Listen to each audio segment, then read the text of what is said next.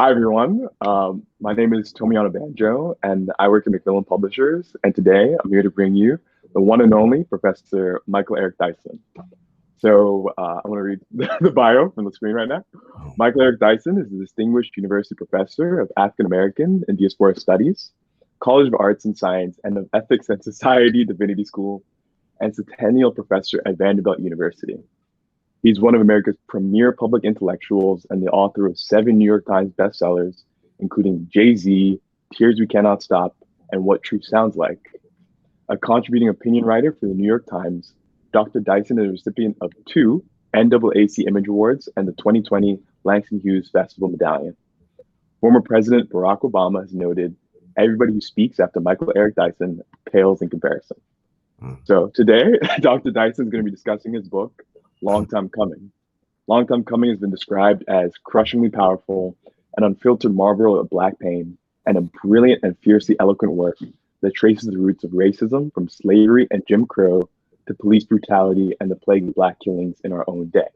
So instead of me talking about Long Time Coming, we're here to talk to the author himself. So Professor Dyson, in your own words, what is Long Time Coming about? Yes, sir. Well, it's great to be here with you. I'm really working for Tomi, and he's the boss, and I'm just hanging out. So, look, I think that Long Time Coming, Reckoning with Race in America, is about how we have come to a moment of real reckoning in this nation around the issue of racial difference. When George Floyd died on May 25th, 2020, that was a seminal moment, a provocative rupture of business as usual. And so Americans had to come to grips with something they had been running away from. There were no more asterisks on that day. That's why so many white brothers and sisters fled into the streets and swelled the numbers of protests, because all the excuses were removed. Well, he must have been dangerous. No, he was laying prostrate on the ground. He must have been disrespectful and saying horrible things. No, he was saying officer and sir. He must have been a threat to them. No, 3 cops had their knees bored into his body. So all the excuses were removed. And on that day, the casual, sadistic, and destructive impulse of Officer Derek Chauvin flowed through his knee to the neck of George Floyd. And that murder in broad daylight was a cataclysmic catalyst for us to reckon with racial injustice in this nation.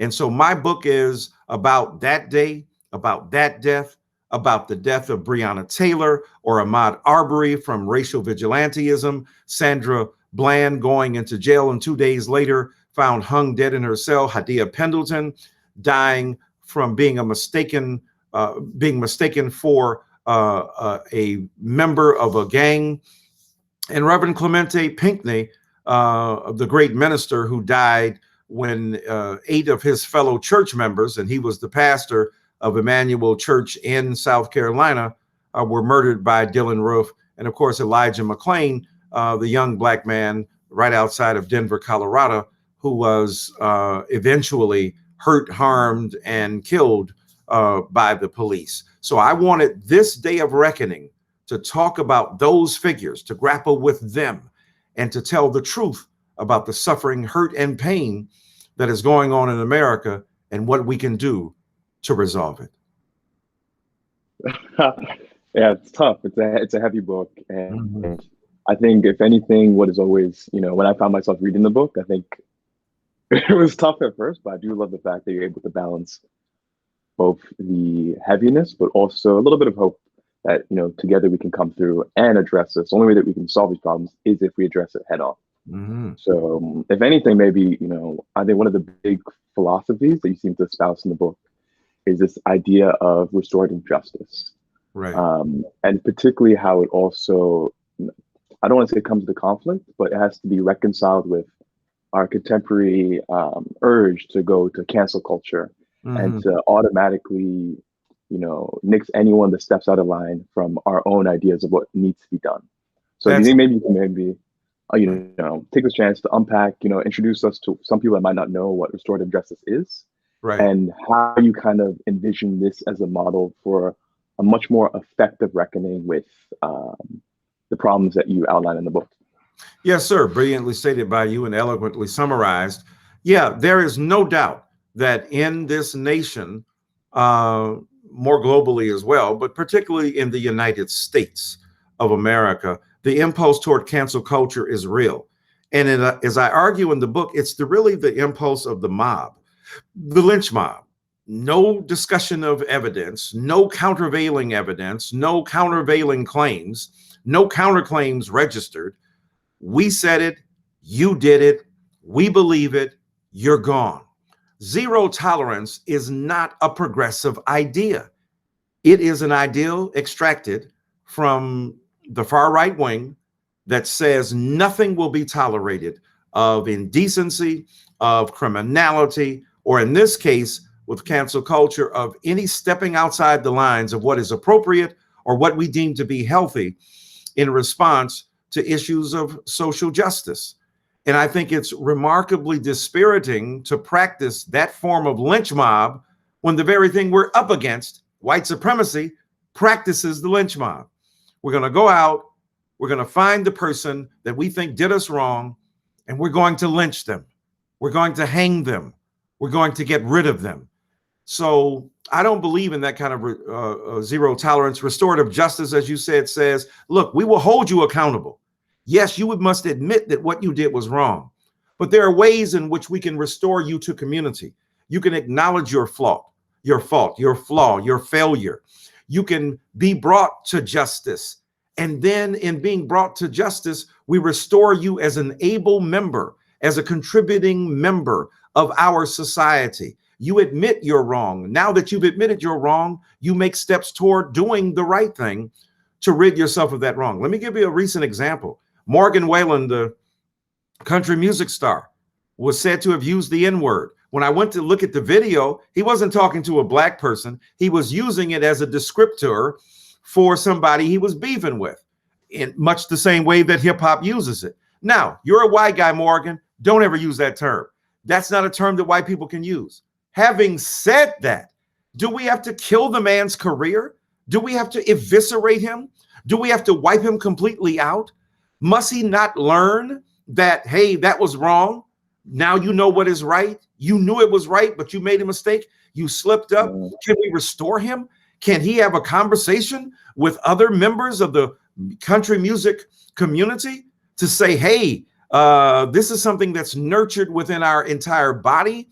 We don't think it's good. It's not a savory element, but we can confront it. And in confronting it, use my example as a way to get beyond it, but to shut him out, to cancel his career, to wipe him out, to drop him from his music label, to me is devastatingly and distressingly wrong-headed.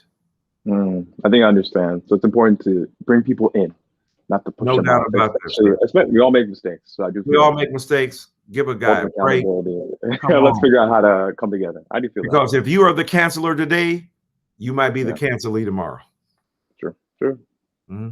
That's a good point. That's a great example.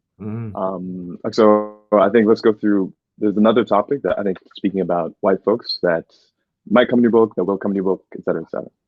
One of the concepts that you draw on or you discuss is this notion of ill-literacy, in which you describe it as where white folks boast a negative literacy about Black life.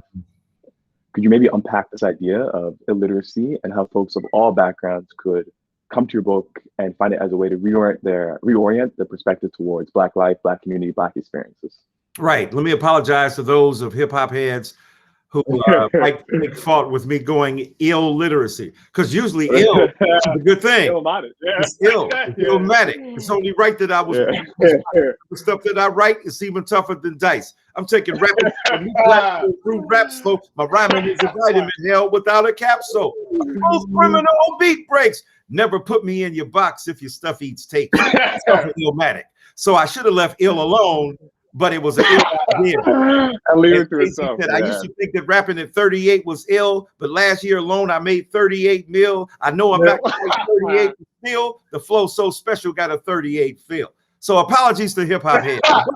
The point is illiteracy, literacy that is negative, literacy and learning that are distorted, that are misinterpretations of the culture. We've seen this in this country for the last 4 years, a deliberate denial and distortion of the facts of the case, of learning things that are not informed by a wonderfully illuminating context, a balanced approach, an understanding of the facts, how they've developed, and what we must do in response to those. So illiteracy is negative information, disinformation, misinformation that is absorbed, reproduced, perpetuated, and distributed in the name of assaulting what people think are problems and issues in the world. But what they end up doing is really assaulting truth and assaulting, therefore, the possibility of racial reconciliation. So that kind of illiteracy, that negative literacy, has to be challenged by illuminating, enlightening engagement with concepts, ideas, and perspectives that have a chance of helping us overcome our racial disparities. There's no better book than that, than A Long Time Coming. Bless you. So as we wrap this up, I think everyone's had a tough 2020. 2020 doesn't look to be that much better yet. Right. So I think we all of us see a little bit of light at the end of the tunnel. So we'd love to know what's been giving you hope lately, and what do you hope that folks reading A Long Time Coming will take away after reading this book? Yes, sir. Great question. You know, what gives me hope is the possibility that we know that what we're doing is not right, that we're going to go a different way, that we have charted a different path, that we have cleared a different way, that we claim a different perspective. And, coming from a tradition with a figure like a Howard Thurman, who was a great thinker. And Howard Thurman said the following. He said, either you're going to be a prisoner of the event that you confront, or you're going to be a prisoner of hope. If you're a prisoner of the event you confront, then everything you're dealing with right now will hamstring you, will deny you the opportunity to see beyond where you are. But if you're a prisoner of hope, it says that you can imagine a different future. You can imagine a different way. And he talked about the slave foreparents of Black people. He said, our ancestors faced long rows of cotton, the rawhide whip of the overseer, and yet in the midst of that, they conjured a different future. They borrowed from tomorrow as a down payment on today for a hope that was yet to arrive, so they could live in the presence of that hope, even though it had not yet come into being. So our foreparents imagined as best they could a world that was radically different from the one they occupied. And as a result of that, they kept striving, they kept fighting, they kept moving forward. That gives me hope, not optimism, which is a shallow virtue. Put my finger out, see which way the wind is blowing. Wind is blowing in a negative way, an ill wind blowing. But hope says, regardless, or as the brothers and sisters say, irregardless of what's going on, we're going to move forward. That's what gives me hope. Young people like yourselves, young people out there listening to me, you have the future of this nation in your head, in your hearts, and in your hands. And I hope to join you in this common project of making America a better place to live. Bam. That's where we ended. Thank you again, Michael Eric Dyson, for your time. For all folks, again, the book is Long Time Coming by Professor Michael Eric Dyson. This is Macmillan Publishers. To request review copies of this book, complimentary, free, please email us at academic@macmillan.com or follow us at @MacmillanReads. It's been a pleasure talking to you, Professor Dyson, and good luck out there. Thank you, my friend. Bring me to your school. You heard? Holla.